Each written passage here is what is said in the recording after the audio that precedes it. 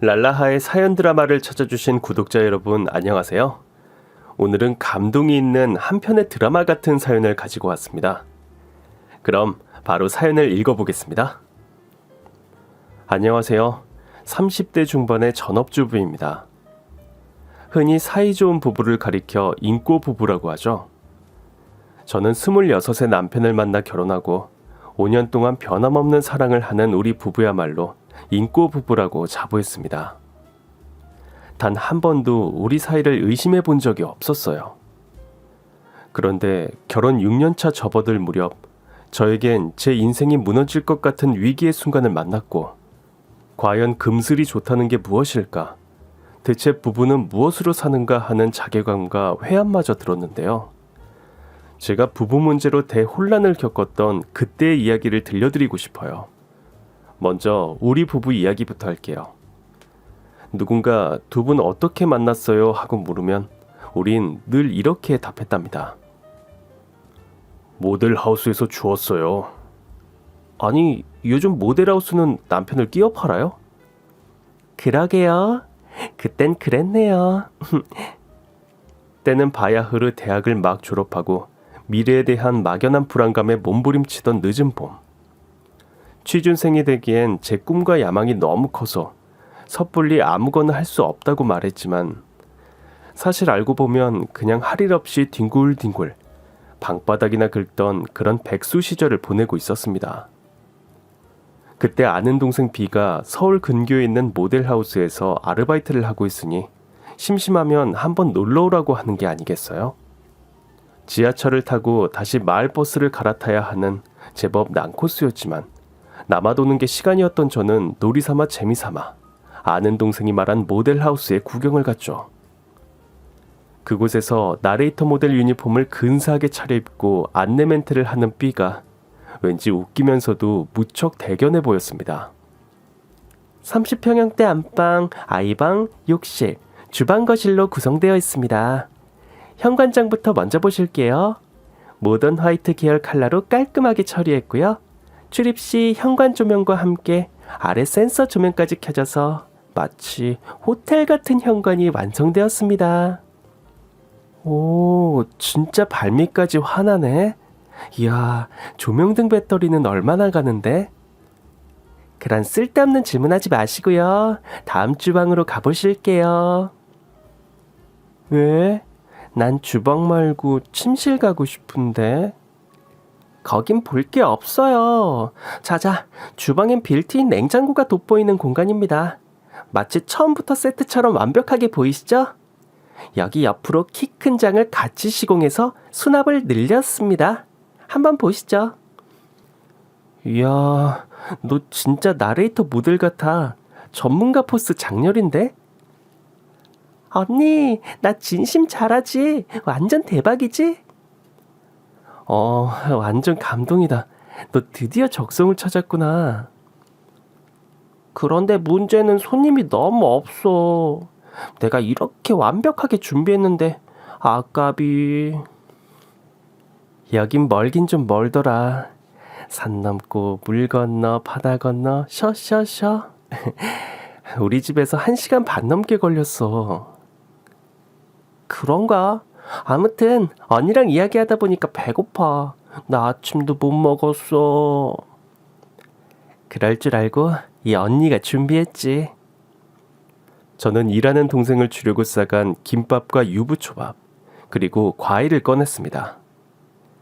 식탁 위에 도시락을 올려놓은 우리는 손님들이 들어오지는 않을까 연신 눈치를 보면서 몰래 김밥을 먹었습니다. 그때였어요. 우리가 있는 30평형대 모델하우스로 들어온 정장 차림의 남자 2명이 있었으니 그들을 보자마자 우린 화들짝 놀라 일어났어요. 다행히 2사람은 구경하러 온 방문객이었습니다. 2 남자는 이것저것 질문을 하며 여기저기를 꼼꼼하게 살펴보았습니다.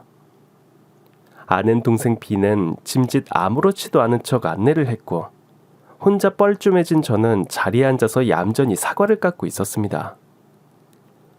B의 안내가 끝났는데 키가 크고 살집이 제법 있어서 어딘가 곰돌이푸같이 생긴 남자가 웃으며 장난을 걸어왔습니다. 궁금한 게 있는데 이 집 사면 혹시 이분도 주시나요? 네? 무슨 말씀이신지요? 지금 사각 갖고 계신 이분이요. 에이, 그런 농담 재미 1도 없는 거 아시죠? 비가 매몰차게 말한 게 미안해서 제가 사과를 하나 내밀었습니다. 사과 하나 드실래요? 그래도 될까요? 그럼 사양하지 않고 잘 먹겠습니다. 제가 깎아놓은 사과를 덥석 하나 입에 넣은 남자의 눈빛은 호기심으로 반짝였고 어딘가 선량해 보였어요. 사과를 다 먹고 나서는 혹시 차 안 가져오셨으면 제가 지하철역까지 태워드려도 될까요? 여기 택시 잡기도 어렵던데. 그럼 고맙죠. 언니, 어떻게 할래? 지금 같이 나가면 편하긴 하지. 말은 그렇게 했지만 아는 동생 B는 얼른 제게 귓속말을 했습니다. 저 사람들 믿을 수 있을까? 노총각 아저씨 같은데. 언니, 그냥 나중에 나랑 같이 가. 라고 속삭였어요. 그런데 이상하게도 저는 그 남자와 같이 가도 괜찮을 것만 같더라고요. 평소 같으면 그런 아저씨의 제안 따위 흥 하고 튕겼을 텐데 왠지 모를 믿음이 갔달까? 저도 모르게 주섬주섬 가방을 챙겨 들고 일어서고 있더라고요. 태워주시면 고맙죠. 정장 차림의 남자들은 같은 회사 선후배 사이였고 외국계 기업 식품회사에 다니고 있었습니다. 후배는 결혼해서 아이가 3살이라며 같이 가는 내내 귀가 따갑도록 아들 자랑을 했습니다. 뒷좌석에 앉아서 그래, 네 아들 신동이다 신동. 제발 네 아들 얘기 그만하고 운전하는 네 선배 이야기 좀 들으면 안 되겠니? 하는 마음이었지만 차마 운전석에 있는 곰돌이푸에게 말을 걸지 못했어요. 조대리, 여기서 지하철 타면 한 번에 갈 거야. 그지? 내일 보자. 예? 선배님은? 이 숙녀분 댁까지 모셔다 드리고 갈게. 오, 후배를 떨쳐보내는 저 박력. 저는 속으로 박수를 치며 좋아라 했어요. 자기소개도 못했네요. 김형준이라고 합니다. 민수진입니다. 남자는 저보다 9살이 많은 연상이었지만 동안이라 그런지 전혀 나이 차이가 느껴지지 않았어요. 제가 집중하느라 입술을 삐쭉 내밀고 야무지게 사각 깎는 모습을 보고 반했다는 게 어딘지 괴짜 같아 보였지만 그런 솔직함이 또 매력적으로 느껴졌습니다. 서로의 휴대폰 번호를 주고받고 SNS 계정으로 친구도 맺었어요. 우리 하루 만에 절친됐네요. 내일 뭐예요? 그렇게 우린 이틀이 멀다 하고 만났고 그해 여름 급속도로 가까워졌습니다. 그해 가을 우리 집이 재건축에 들어가면서 가족들이 다른 곳으로 이사를 가게 됐는데 저는 이 기회를 틈타 원룸에서 나 홀로 독립을 하고 싶다고 부모님께 말씀드렸어요. 이 이야기를 들은 곰돌이푸는 자취생활은 절대 안 된다며 반대를 하더라고요. 안 돼. 원룸에 너 혼자 산다고? 난 반대야. 오빠, 무슨 곰팡이 나는 꼰대 같은 발언이야. 요즘 1인 가구가 대세인 거 몰라? 너 혼자 나와서 살 거면 그냥 나랑 같이 살자. 뭐? 뭐가 이렇게 파격적이야? 동거하자고? 갑자기? 아니다. 우리 결혼하자. 너가 어려서 내가 말 꺼내기가 좀 미안했는데 안 되겠어. 당장 나랑 살자.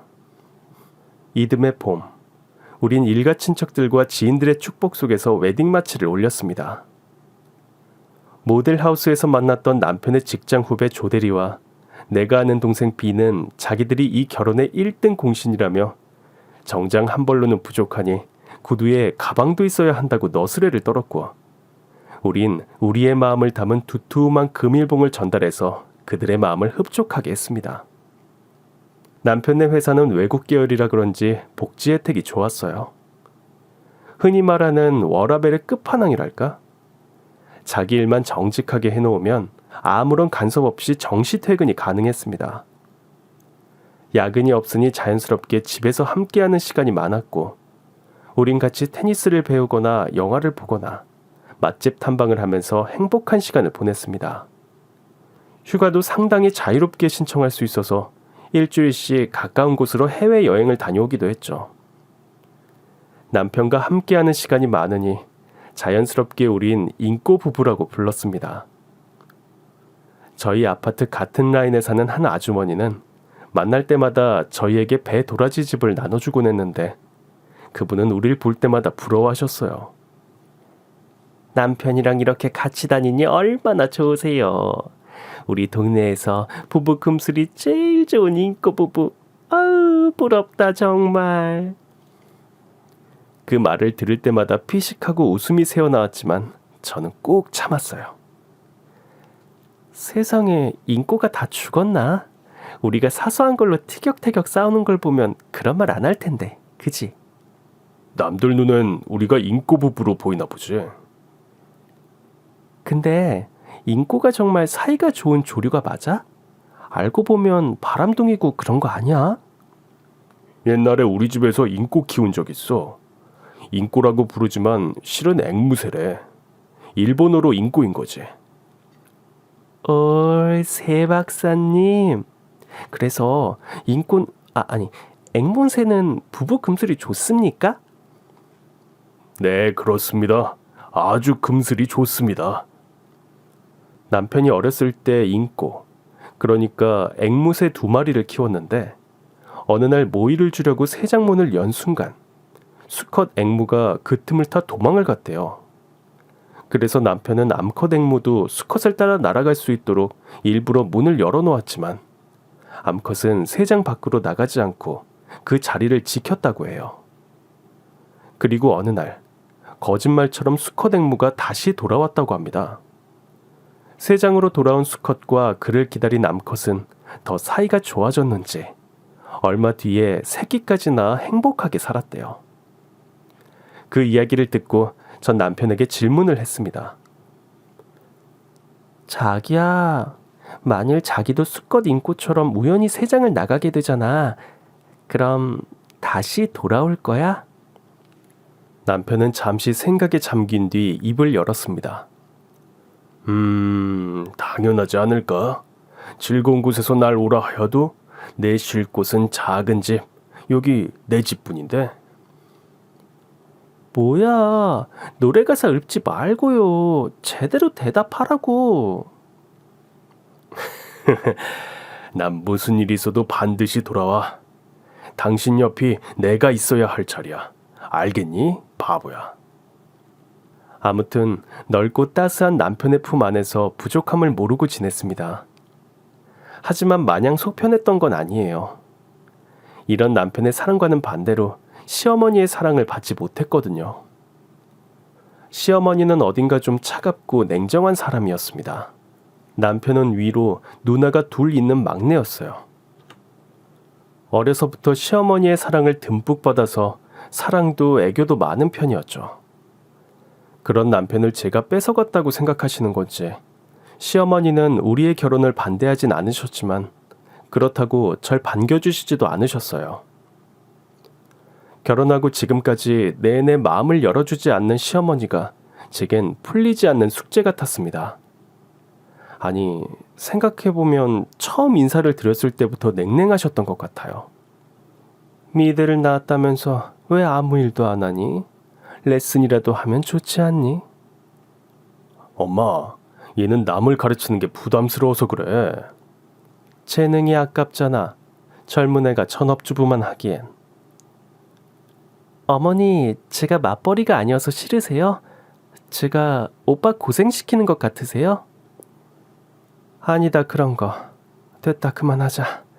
네가 정 싫다는데 그럼 할 수 없지. 자기 아들 혼자 직장 생활하며 밥벌이 하는 게 싫으셨던 걸까요? 아니면 며느리가 전업주부인 게 못마땅하셨던 걸까요? 아무튼 일하지 않는 저를 탐탁찮아 하시는 건 확실했습니다. 한여름 무더위가 기승을 부리던 날 아버님 제사를 모시러 시댁에 갔을 때도 어머니는 혹독했습니다. 어머니, 고구마전은 제가 자신 있어요. 제가 구울게요. 아니, 됐다. 넌 그냥 있으렴. 시어머니는 매번 저에게 일을 맡기지 않으셨고 자신과 신우들이 직접 제수 음식을 장만하셨어요. 그나마 설거지도 겨우 할 수 있었습니다.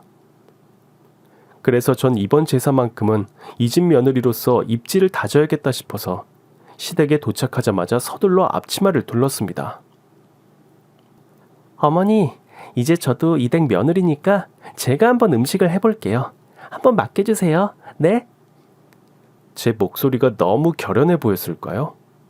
어머니는 전 그렇다면 그렇게 하렴 하고 흔쾌히 허락해 주셨어요.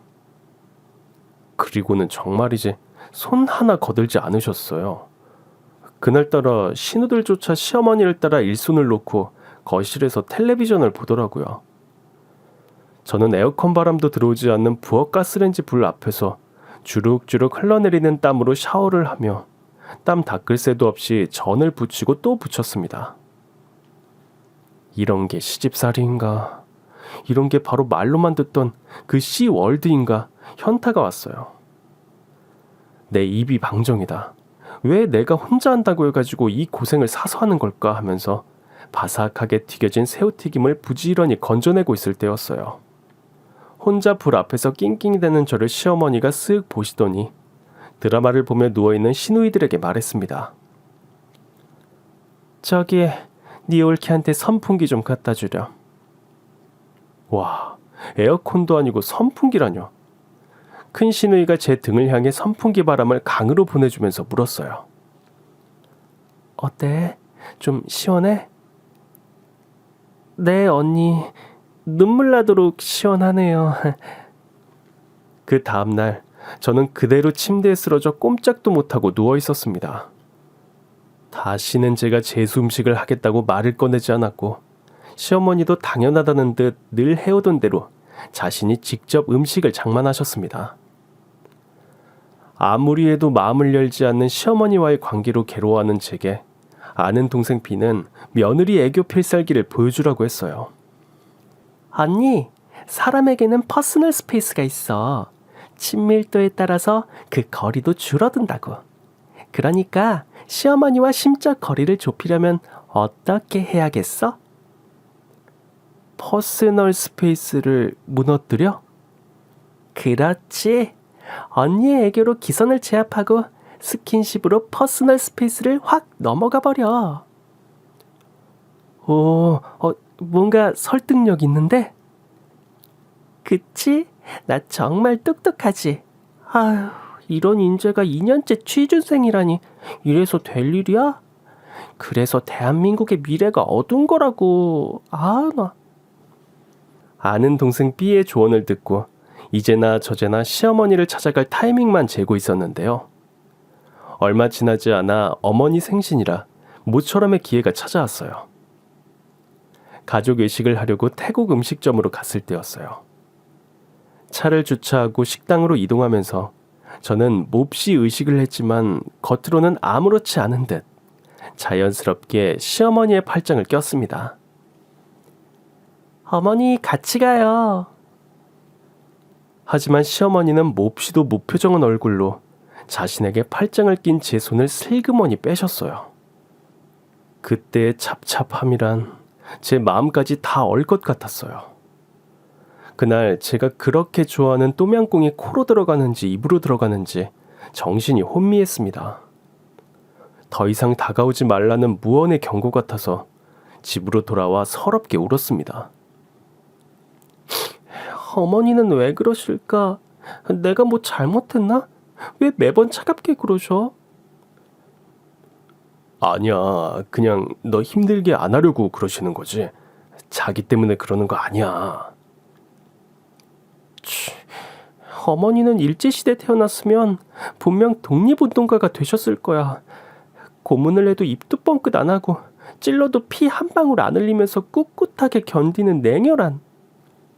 아이고, 우리 마누라 많이 속상했어요. 여기가 너무 아파. 시댁을 다녀올 때마다 더해지는 속상한 마음을 남편이 달래주었습니다. 그럴 때마다 내가 좀 더 열심히 하면 어머님께서도 마음을 좀 열어주시겠지 하며 긍정적인 마음을 내었습니다. 열심히 뜨개질을 배워서 어머니 모자도 만들어드리고 베이킹을 배우면 쿠키를 구워서 시어머니께 보내드리기도 했어요. 그렇게 어느 정도의 시간이 흘렀을까? 이번엔 남편의 태도도 조금씩 달라졌어요. 무슨 일인지 덩치가 퉁퉁했던 사람이 점차적으로 살이 빠져갔고 얼굴은 턱선이 살아나서 샤프하게 보였어요.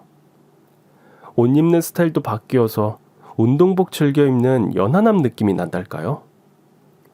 외모도 외모지만 성격도 엄청 달라졌어요. 사소한 일에도 예민해져서는 제게 화를 내는 일이 잦아졌습니다. 이를테면 냄새에 예민해져서 제가 김치통을 제대로 닫아놓지 않아서 냉장고에 김치 냄새가 난다고 타박하기도 했고요. 여보, 김치통 뚜껑 좀 제대로 닫아. 냉장고에 김치 냄새 나면 역겹단 말이야. 알았어. 미안. 깜빡했어. 한두 번이 아니잖아. 그냥 싫다다 두고 몇 번이나 김치 쏟은 적도 있잖아. 냉장고에 김치물 베이면 그거 닦는 게 얼마나 힘든지 알아? 알았어. 야무지게 닫아 놓을게. 갑자기 웬 잔소리야. 당신이 잘하면 이런 말 안 할 거 아냐? 아휴, 애도 아니고. 알았다고. 앞으로 잘할게. 그런가 하면 재활용 쓰레기를 매일 버리지 않는다고 절 나무라기도 했어요. 저는 깔끔한 것을 좋아하는 남편을 따라 집안일을 조금은 잘하게 된 것 같은데 남편 성에는 안 차는 모양이에요. 어머님이 살림을 잘하시니 남편의 기준은 지나치게 높아요. 한 번은 제가 반쯤 먹다 남은 된장국을 용기에 담고 랩으로 대충 싸서 냉장고에 넣어두었는데 남편이 그걸 꺼내다가 그대로 쏟은 거예요. 여느 때 같으면 그냥 닫고 좀 조심하라고 할 남편은 참지 않고 버럭 화를 냈습니다. 아, 좀! 이것도 제대로 못하지! 몇 번이나 말하냐? 또 흘렀어! 아, 왜 그래? 사람 숨 막히게. 잘못했어. 잘못했다고. 나도 밥하고 설거지하고 급하게 은행 간다고 그렇게 된 거야. 일부러 그런 게 아니라고. 그게 자기한테 이렇게까지 야단 맞을 일이야? 요즘 오빠 왜 그래? 나한테 불만 있어? 불만 있으면 말로 해. 자꾸 짜증내고 화내지 말고. 저도 참지 않고 불만을 다 토로했고 그날 밤 우린 처음으로 서로 말을 하지 않고 각방을 썼어요. 다음 날도 하루 종일 불편했습니다. 답답한 마음에 아는 동생 B에게 전화를 걸어 하소연을 했습니다. 언니, 목소리가 왜 그렇게 힘이 없어? 요즘 남편하고 관계가 좀 안 좋아. 어떻게 안 좋은데? 남편이 예민해져서 작은 일에도 왕짜증이야. 화도 잘 내. 나한테 말도 함부로 해서 좀 무섭기도 하고. 이젠 한 공간에 같이 있는 게 너무 숨 막히고 힘들 정도야. 형부가 그런 태도를 보인 지 얼마나 됐는데? 지난 4월인가 그랬으니까 한 달 좀 더 넘었네. 형부 나이가 몇 살이야? 내년이면 40이야. 완전 아저씨지. 언니, 그거 갱년기 아니야? 전에 목욕탕 갔는데 아줌마들이 남편이 갱년기라고 막 그러더라고. 그거 50대에 오는 거 아니니? 아는 동생 B는 남편이 남자 갱년기 같다고 했어요. 언니, 남자도 갱년기가 오면 시시때때로 짜증내고 삐지고 드라마 보면서 그렇게 운대. 호르몬이 바뀌는 거지. 남성에서 여성으로. 정말 우리 남편 증상이랑 비슷한데 너 정말 예리하다. 그지? 언니, 나 예리하게 너무 잘 진단하지. 다시 의욕이 솟구치는데 지금이라도 의대 한번 도전해볼까? 저는 인터넷으로 남성 갱년기 증상을 검색해보고 우리 남편이 갱년기임을 믿어 의심치 않았어요. 그렇지 않고서야 남편이 이렇게 변할 리가 없으니까요. 그 이후로도 저는 남편을 유심히 관찰했죠. 남편이 좀 예민하게 굴어도 이해가 됐어요. 갱년기라서 저렇다 하고요. 그런데 어느 날 남편이 샤워를 하고 나왔는데 욕실 세면대에 머리카락이 엄청 빠져 있는 거예요. 헐, 저는 남편이 걱정되어 조심스럽게 물었습니다. 여보, 당신 머리카락 엄청 빠졌어. 탈모 오는 거 아니야? 당신 아버님 어떠셨어? 그런 거 아니야. 계절 바뀌면 그래. 호들갑 떨지 마. 아닌데. 내가 볼 땐 꽤 심각해. 자기 살도 엄청 빠졌지. 어디 아픈 거 아니야? 괜찮다고. 난 멀쩡해. 당신 요즘 갱년기 같아. 호르몬 이상으로 예민해질 수 있대. 우리 병원이라도 가보자, 응? 저는 단지 남편이 걱정되어 한 말인데 남편은 벼락같이 화를 내며 소리를 질렀습니다. 나 아무런 이상 없어. 제발 날 환자 취급 좀 하지 말라고. 우리 사이는 좀처럼 더 가까워지지 않았습니다. 이렇게 사사건건 불만을 가진 사람과 어떻게 살아야 할지 막막했어요. 더 이상 날 사랑하지 않는 걸까? 결국 우리 사랑은 이 정도밖에 안 되는 걸까? 온갖 망상이 저를 괴롭혔습니다. 지금까진 늘 둘이 함께 붙어 있었고 남편만 의지하고 살아서 더 서운하고 힘들었습니다. 그런 생활이 이어진 지 한 달 정도 지났을 때 그 사달이 났습니다. 남편이 여행용 캐리어에 옷장 속에 있는 자기 옷을 쓸어 담고 있는 게 아니겠습니까? 저는 그 광경에 깜짝 놀라 소리를 쳤습니다. 여보, 당신 지금 뭐해? 어디가? 해외 출장. 갑자기? 어디로? 남편은 대답해주지 않았어요. 전 기가 막혔어요. 남편 회사는 출장 업기로 유명하다고 남편 본인 입으로 그렇게 말해놓고는 느닷없이 출장이라뇨. 그것도 해외 출장이라니 이 남자가 왜 이러나 싶었습니다. 언제 오는데? 얼마나 걸릴지 몰라. 한 5년 정도 걸릴 수 있어. 나 기다리지 말고 친정에 가 있어. 그게 무슨 말이야? 난데없이 5년짜리 출장이라니. 세상에, 이런 게 어디 있어요. 제가 붙잡을 새도 없이 남편은 그대로 휙 하고 집을 나가버렸습니다. 그리고 그 길로 돌아오지 않았어요. 저는 황당하고 어이가 없어서 당장 뭘 어떻게 해야 할지 몰랐어요. 물 한 잔을 마시고 심호흡을 하고 남편에게 전화를 걸었지만 남편의 전화기는 꺼져 있었습니다. 남편 회사에 전화를 해봤죠. 안녕하세요.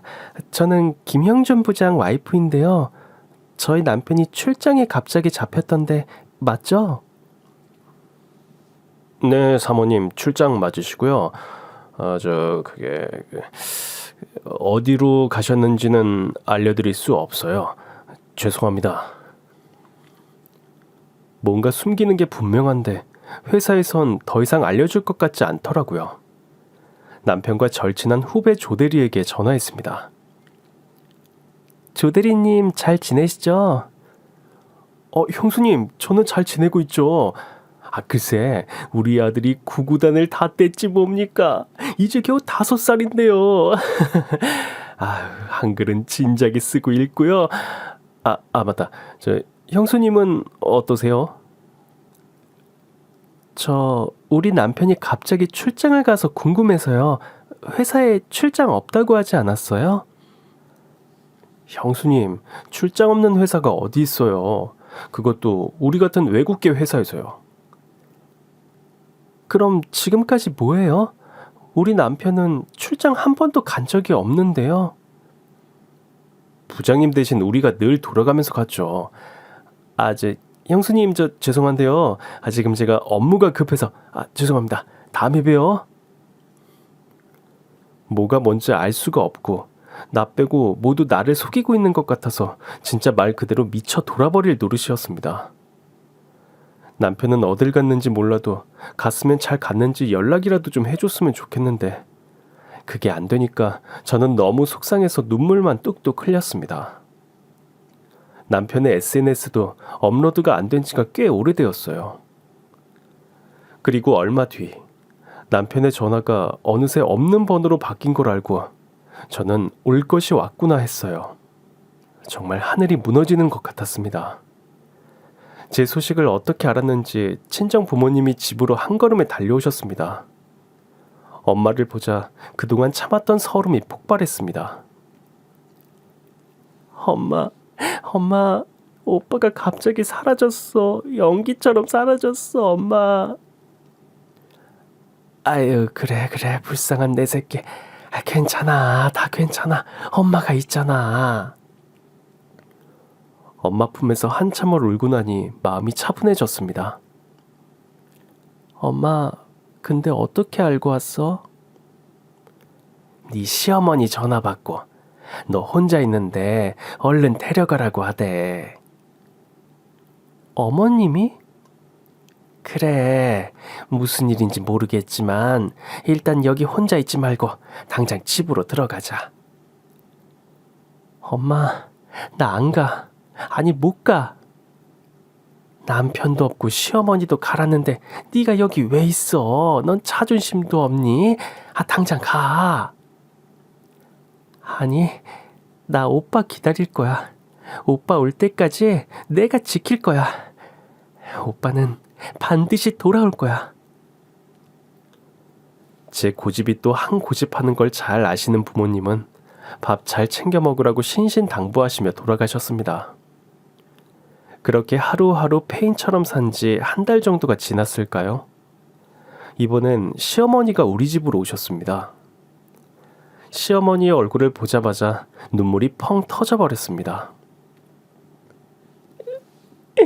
어머님, 그이가 없어졌어요. 온데간데 없이 사라졌어요. 저한테 말도 안 하고요. 갑자기 출장 간다면서요. 집을 나가서 안 돌아와요. 하면서 어린애처럼 엉엉 울었습니다. 차갑고 매몰찬 인조인간 같은 시어머니가 갑자기 절 꼭 안아주며 같이 눈물을 흘리셨어요. 알아. 그동안 너무 힘들었지, 아가. 시어머니의 따뜻한 말 한마디에 저는 이게 무슨 영문인가 싶어 어안이 벙벙했습니다. 시어머니는 여태껏 저만 몰랐던 남편의 비밀을 들려주셨습니다. 남편은 오래전부터 희귀병을 앓고 있었다는 걸 말이죠.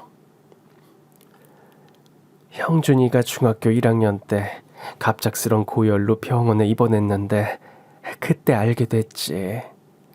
난치성 희귀병이 있다는 걸. 애는 혼수 상태에 빠져서 사경을 헤매지. 병원에서는 장례 준비하라고 하지. 그땐 정말 내가 미치는 줄 알았어.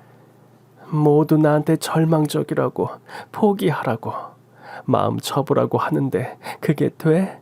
내가 엄마인데 어떻게 아들을 포기해? 어머니는 병상에 누워있는 아들을 포기할 수 없었다고 해요.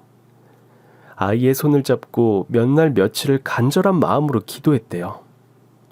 이런 시어머니의 간절한 마음이 하늘에 닿은 것인지 아들은 기적적으로 건강을 회복했고 퇴원을 하고 다시 평범한 일상으로 돌아왔다고 합니다.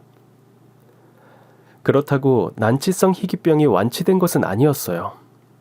6개월에 한 번씩 건강검진을 받고 그렇게 5년이 지나 완치 판정이 내려졌지만 시어머니는 아들의 병이 언제 재발될지 몰라서 늘 조마조마하셨대요.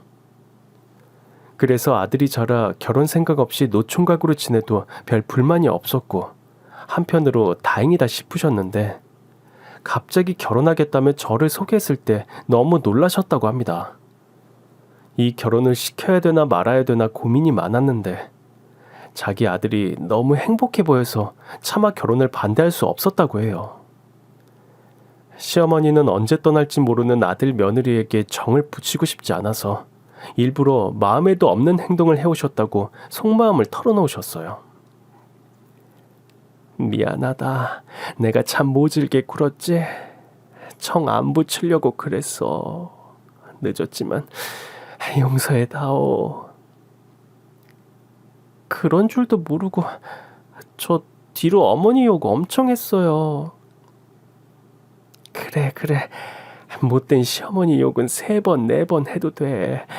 아니, 네 맘이 다 풀릴 때까지 하렴. 어머니, 근데 오빠는요? 우리 형준 씨는 지금 어디 있어요? 그게...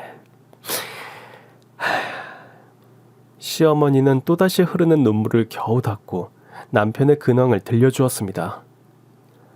남편은 지난 봄 병이 악화되어 시한부 판정을 받았다고 합니다. 남편을 최대한 치료라도 받아볼 심산으로 제 발로 전문 요양병원에 입원했고, 자칫 투병 생활이 오래되면 간병하는 사람이 힘드니까 저에겐 제발 비밀로 해달라고 했대요. 어머니 너무해요. 제가 아무리 어려도 남편 병간호 못할까봐요?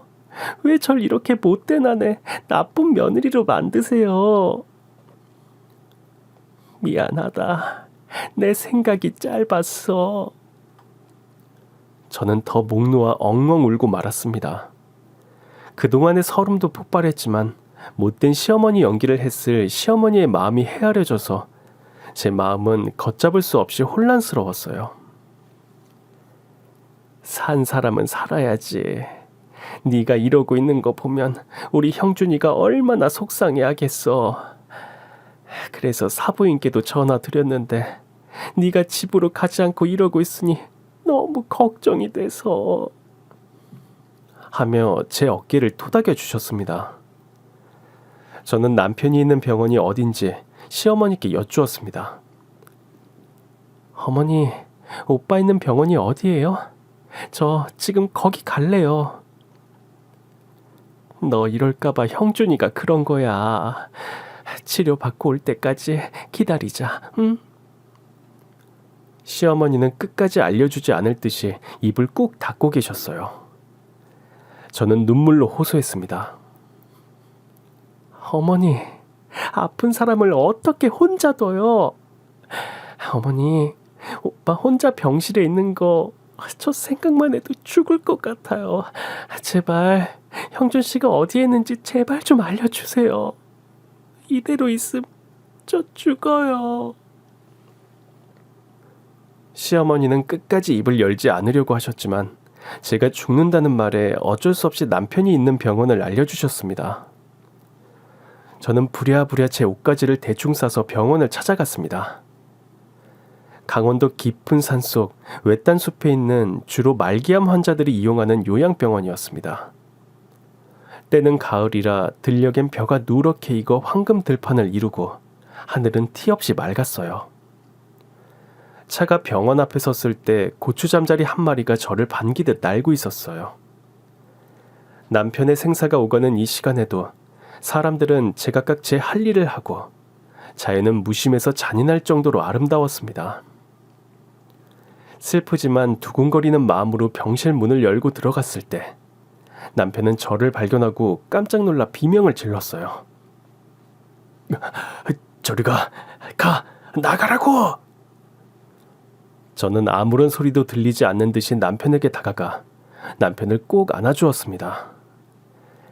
나가라고 발버둥 치던 남편이 금세 안정되었는지 흐느끼기 시작했어요. 남편의 눈물을 보니까 또 제 눈물샘이 폭발했고 우린 그렇게 한참을 부둥켜 안고 울었습니다. 오빠, 어떻게 날 두고 혼자 입원을 해? 어떻게 이래? 너가 이렇게 울고불고 하잖아. 너 고생하는 거 어떻게 봐? 진짜 바보냐? 오빠가 없는데 내가 어떻게 살아? 밥을 어떻게 먹어? 그러다가 정말 나쁜 일이라도 생겼으면 어쩔 뻔했어. 우리 그대로 이별인 거야. 어쩜 그렇게 자기 생각밖에 안 해? 미안해. 금방 나을 줄 알았지. 이렇게 오래 걸릴 줄 몰랐어. 이제 자기 옆에 딱 껌같이 붙어 있을 거야. 나가라고 하면 죽을 줄 알아? 저는 남편 옆에 딱 붙어서 살뜰히 간호해 주었습니다. 간병의 마음을 확 내니까 이게 또 되더라고요. 기도하는 마음으로 새벽부터 늦은 밤까지 정신을 바짝 차려서 남편을 살뜰하게 돌봤습니다. 저도 어디서 이런 힘이 솟아나는지 신기할 정도였어요. 병원 간호사들도 간병의 달인이 나타났다며 두 엄지손가락을 들어 칭찬해 주었습니다. 한 달이 지나고 남편의 몸이 기력을 회복하는 듯 보였어요. 그래서 우린 남편의 주치의가 있는 병원으로 옮겼습니다. 남편의 주치의는 저희에게 한 가지 제안을 했어요. 지금 영국에서 개발 중인 신약이 있는데 환자분 상황에 적합한 치료제라고 전 생각합니다. 이게 아직 국내에선 허가되지 않은 약이라 그래서 제안을 해드리고 싶은데 결정은 환자분이 하셔야겠죠. 저희는 지금 찬밥 더운 밥 가릴 처지가 아니었어요. 지푸라기라도 잡는 심정으로 그 신약의 임상실험을 수락했습니다. 남편은 매일 오전 식후 30분이 되면 파란 약 한 알씩을 복용했습니다. 그리고 한 달 뒤 정말 기적에 기적을 더한 듯 남편의 병세는 호전되어 갔어요. 남편의 눈에 띄는 회복세에 담당 의사도 감탄할 정도였습니다. 이거 정말 기적 같은데요. 신약이 환자분에 잘 맞을 거라고 예상은 했지만 이렇게 효과가 좋을지 몰랐습니다. 이건 학회에 보고되어야 할 기적적인 사례 연구가 될 것 같습니다. 이대로 치료를 더 하시면 건강을 되찾는 것도 기대해 볼 만합니다. 정말요? 감사합니다. 선생님 정말 감사합니다.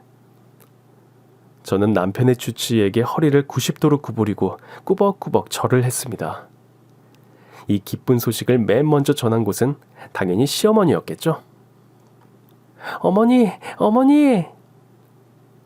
그래, 무슨 일이냐? 병원에 무슨 일 생겼니? 어머니, 오빠가요, 다시 건강해질 수 있대요.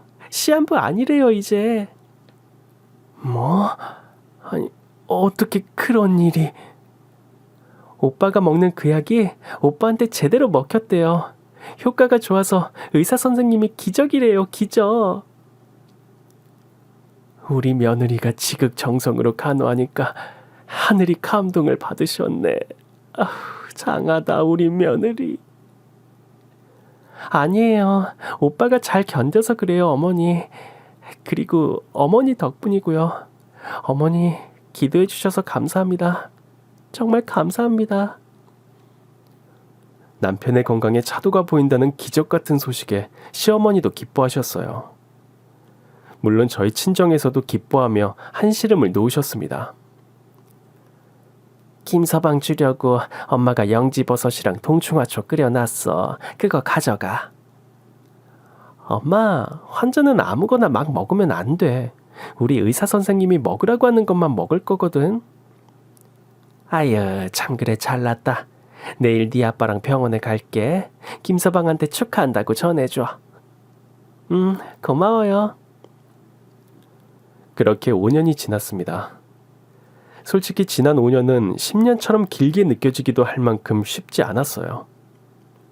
석 달에 한 번, 6개월에 한 번, 그러다 1년에 한 번씩 건강검진을 받아야 했고 그때마다 남편의 병이 악화되지는 않을까 두려움에 떨어야 했죠. 그동안 우린 남편의 병에 좋다는 건강한 밥상으로 식단을 싹 바꾸었고 저도 남편을 따라 건강한 체질로 거듭났어요. 아침 일찍 뒷산으로 산행도 나가기 시작했어요. 처음엔 무리하지 않게 조금씩 거리를 넓혀가고 있습니다.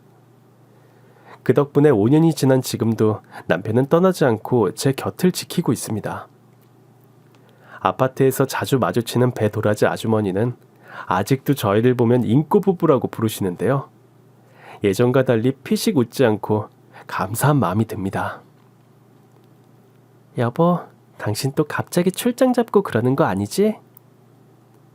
당근 아니지. 내 인생에 출장은 없어. 정말이야? 하늘 땅 별 땅 맹세할게. 근데 당신 내가 출장 간다고 했을 때 왜 도망 안 갔어? 친정에 가 있으라고 했잖아. 날 뭘로 보고. 당신이 그랬잖아. 세장을 나간 수컷 인꼬가 다시 돌아왔다고. 당신은 언제든 돌아올 거라고 그랬잖아. 불교에서 부부의 인연은 8,000겁의 인연이 맺어진 결과라고 하는데요. 그런 귀한 인연도 믿음이 없으면 쉽게 무너질 거라고 생각해요. 남편의 난데없는 출장에 지옥에 대해 혼란을 겪으면서도 남편에 대한 믿음은 변치 않았어요. 신기해요. 어떻게 한 사람에 대한 믿음이 이렇게 강할 수 있을까? 이게 사랑인 걸까요? 남편이 사랑으로 다정하게 절 품어주었듯 저도 남편에게 변함없이 따스한 보금자리가 되었으면 합니다.